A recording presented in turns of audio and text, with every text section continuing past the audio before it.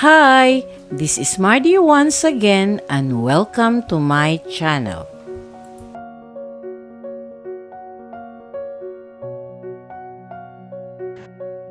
May mga pelikulang nakakalimutan paglipas ng panahon. Ngunit mayroon ding mga pelikulang hindi lamang naaalala kundi patuloy na gumising sa ating kamalayan. Hello mga kaistorya! Welcome back to At Home with Mardy. Bago tayo magsimula, gusto ko munang magpasalamat sa isa sa ating mga viewers na si Acupuncture Lian. Maraming salamat po sa inyong magandang comment at sa inyong suporta sa aking channel.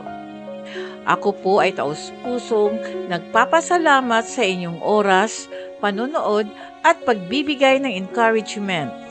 Ang mga ganitong komento ang nagbibigay sa akin ng inspirasyon na ipagpatuloy ang paggawa ng mga documentary vlog tungkol sa mga klasikong pelikulang Pilipino.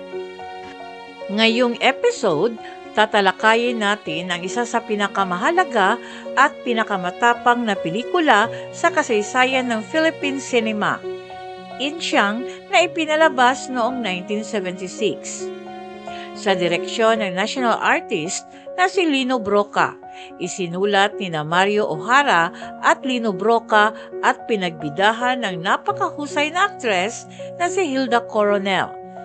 Ang Insyang ay hindi lamang isang kwento ng paghihiganti, isa rin itong matinding paglalarawan ng kahirapan, pang-aabuso at pakikibaka ng kababaihan sa lipunang Pilipino. Halina't tuklasin natin ang 7 verified facts tungkol sa obra maestrang ito at alamin kung bakit makalipas ang halos 5 dekada, nanatili pa rin itong isa sa pinakamahusay na pelikulang Pilipino sa lahat ng panahon. If you are new to my YouTube channel, please don't forget to like, comment, and subscribe. At para updated kayo sa mga susunod kong videos, please click the bell notification below. At sana po, don't skip the ads and please watch until the end of my video. Verified fact number 1. Ito ang kauna-unahang pelikulang Pilipino na naipalabas sa Cannes Film Festival.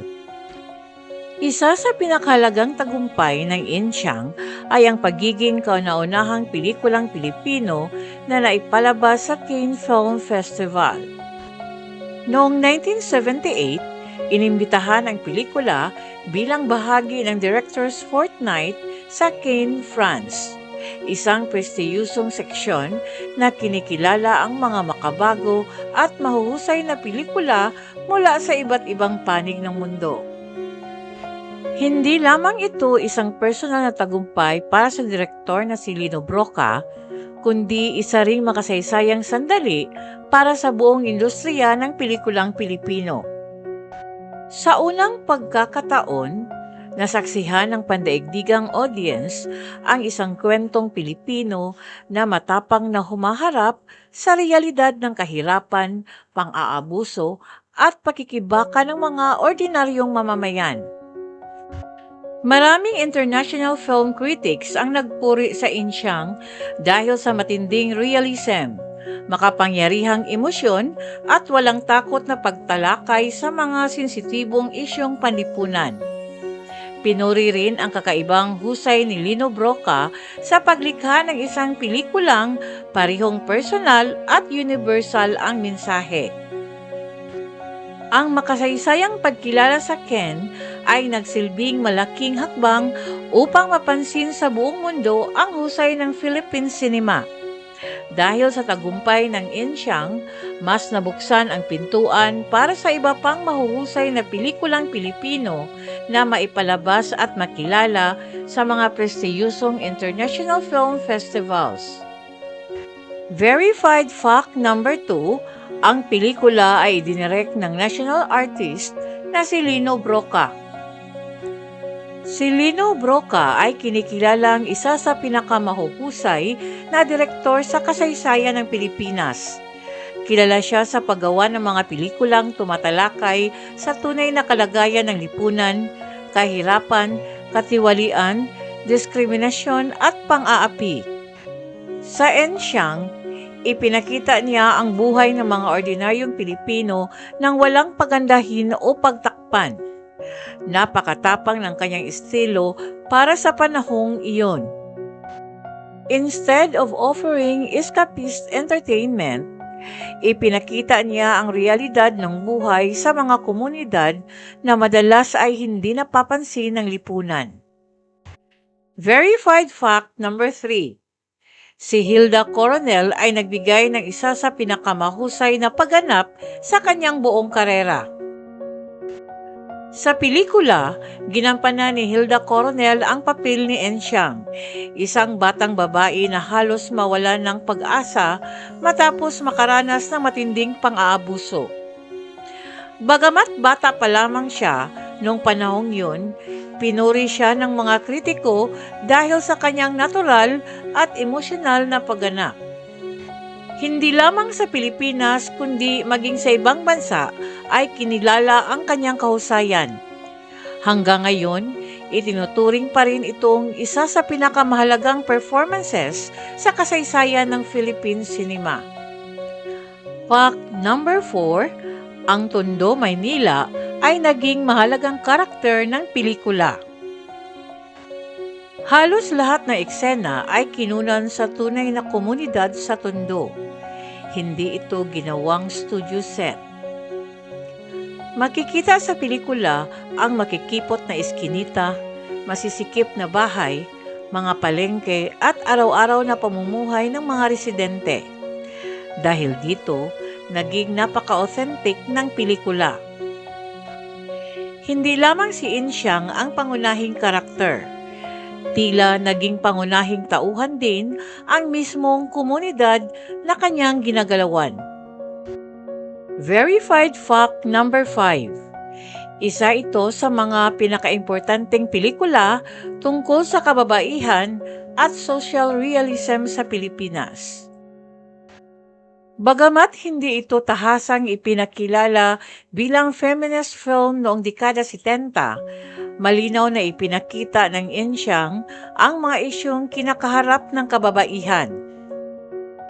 Ipinakita rito ang epekto ng patriarkiya, domestic abuse, sexual violence, victim blaming, at ang kawalan ng kapangyarihan ng maraming babae sa loob mismo ng kanilang tahanan.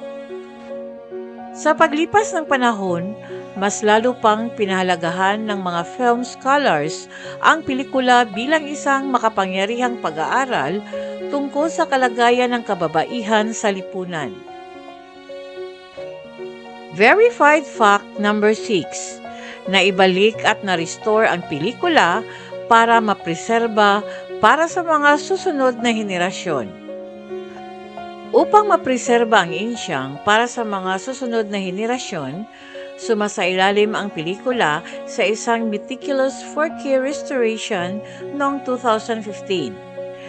Pinangunahan ang restoration ng The Film Foundation's World Cinema Project, Cineteca di Bologna, at Film Development Council of the Philippines. Ang restored version ay ipinakita rin sa prestiyosong Ken Classics na nagbigay ng pagkakataon sa bagong henerasyon ng mga manunood sa buong mundo na muling maranasan ang isa sa mga pinakadakilang obra ng Philippine cinema sa napakagandang restored quality. And verified fact number 7, mahigit 4 na dekada na ang lumipas, ngunit nanatiling napapanahon ang mensahe nito. Ang mga isyong tinatalakay ng Ensyang, kahirapan, pang-aabuso, kawalan ng hustisya at ang lakas ng loob ng kababaihan ay nanatiling bahagi pa rin ng ating lipunan. Ito ang dahilan kung bakit hindi naluluma ang pelikula.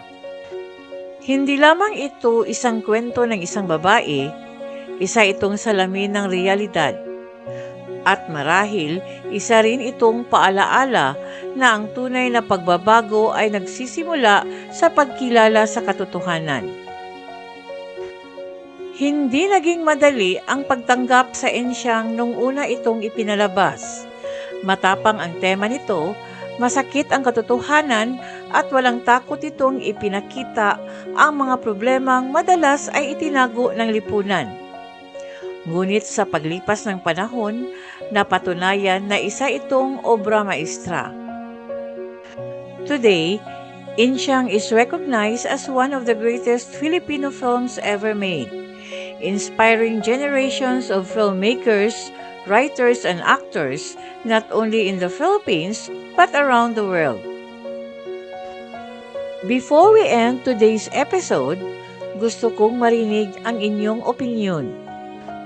Sa inyong palagay, bakit nanatiling makapangyarihan at napapanahon ang Insyang kahit halos 50 taon na ang nakalipas? Sa tingin ba ninyo, may mga isyu sa pelikula na patuloy pa ring naranasan ng ating lipunan hanggang ngayon? Ibahagi ang inyong saloobin sa comment section. Gusto kong basahin ang inyong mga pananaw. Kung nagustuhan ninyo ang vlog na ito, huwag kalimutang i-like, i-share at mag-subscribe sa At Home with Mardy. Pindutin na rin ang notification bell para hindi ninyo ma-miss ang ating mga susunod na documentary vlog tungkol sa mga klasikong pelikulang Pilipino. And for today's inspirational thought, great films do more than entertain. They challenge us to see the world and ourselves with greater honesty and compassion. Maraming salamat sa inyong panunood. Hanggang sa susunod na episode, dito lamang sa At Home with Mardy.